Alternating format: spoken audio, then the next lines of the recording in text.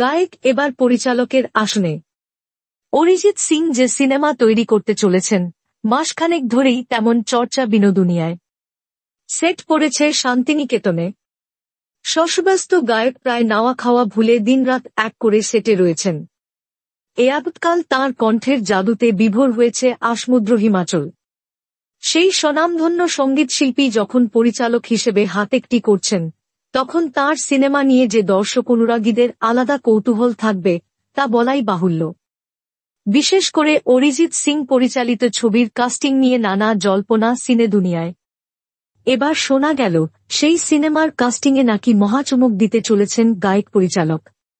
প্রথমবার পরিচালকের আসনে বসলেও কাস্টিংয়ে বলিউডের দুই নামজাদা অভিনেতাকে নির্বাচন করেছেন অরিজিৎ।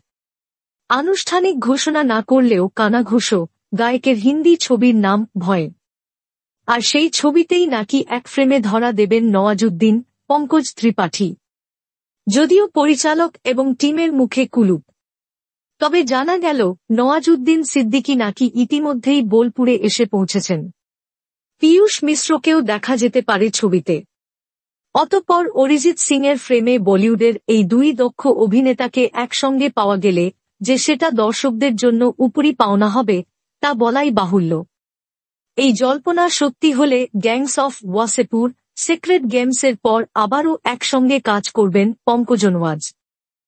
প্রসঙ্গত, দিন কয়েক আগেই এই সিনেমার শুটিংয়ে গায়কের দেহরক্ষীর দুর্ব্যবহারের জন্য পুলিশে অভিযোগ দায়ের করেছিলেন বোলপুরের স্থানীয় এসরাজ শিল্পী কমলাকান্ত লাহা। শুটিং চলাকালীন যাতায়াতে বাধা, হেনস্থার অভিযোগ ওঠে প্রখ্যাত সঙ্গীতশিল্পী অরিজিৎ সিংয়ের দেহরক্ষীর বিরুদ্ধে। আর এই ঘটনাকে কেন্দ্র করেই বিতর্ক ছড়ায়।